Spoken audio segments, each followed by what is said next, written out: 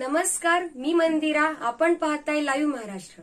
बदलत्या महाराष्ट्राची वेगवान बातमी. आमच्या विशेष बातमीपत्रात आपल्या सर्वांचे स्वागत.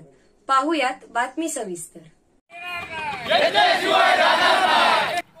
कोरोनाच्या काळात राज्यातील जनतेला अनेक समस्यांचा सामना करावा लागत आहे.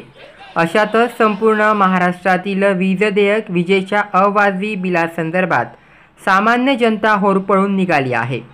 आज अखंड महाराष्ट्रभर या संदर्भात महाराष्ट्र नवनिर्माण सेनेने थेट जिल्हाधिकारी कार्यालयांवर आपला मोर्चाने निवेदन सादर केलं.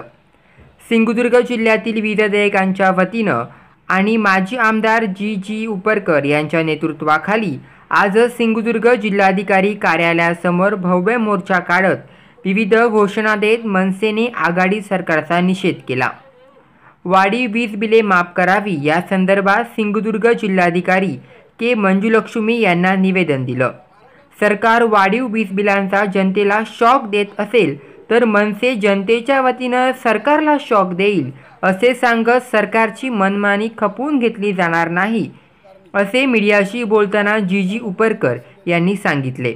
तसेच काहीही झालं तरी वाढीव वीज बिल देयक भरू नका असे जनतेला त्यांनी आवाहन केलं. नेमकं माजी आमदार जी उपरकर काय म्हणाले ते पाहूयात. राजसाहेबांनी ठरवलेलं आहे त्याप्रमाणे सिंधुदुर्ग जिल्ह्यातल्या मनसेच्या पदाधिकाऱ्यांनी या ठिकाणी मोर्चा काढलेला आहे. खऱ्या अर्थाने सरकारने ही वीज बिलं माफ करण्याचं मान्य केलं होतं. ही वीज बिल वाढलेली आहे ते मंत्र्यांनी आपल्या भाषणात सांगितलं होतं आणि सभागृहात पण तशा प्रकारचं वक्तव्य केलेलं असताना ही वीज बिलं माफ करण्याची गरज होती. आज काही लोकांनी घाबरून, काही लोकांनी असलेल्या यांच्या दहशतीखाली ज्या आपली वीज बिल कापली जाईल, आपला धंदा बंद पडेल किंवा आपल्या असलेल्या घरात काळोख होईल या दृष्टिकोनातून बिलं भरलेली असली तर ही बिलं भरमसाठ वाढीव बिलं दिलेली आहेत. ज्या बिलांमध्ये ज्या असलेल्या इंदिरा आवासचे घर जे आहेत त्यांना 150 रुपयाचं बिल येणारं आज त्यांना महिन्याला जवळजवळ 2,500-3,000 हजारचं बिल येत असेल तर सर्वसामान्य इंदिरा आवास असलेल्या ज्या घरांना ज्या सरकारने जे अल्पदरात घर बांधू दिलं त्यांची बिलं जर वाढलेली असतील आणि आज श्रीमंतांची, आज कारखानदारांचे कारखाने बंद असताना पण त्यांना मोठ्या प्रमाणात बिलं वाढलेली आहेत आणि त्यामुळेच राज्य सरकारच्या निषेधार्थ या ठिकाणी मोर्चा आम्ही काढलेला आहे.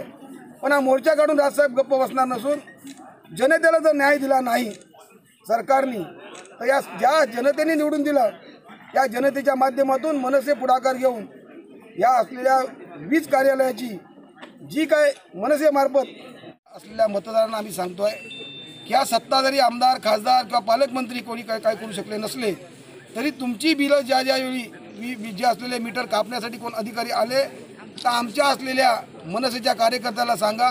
मनसेचा कार्यकर्ता त्या ठिकाणी येऊन जे काय असेल ते चोख उत्तर देईल.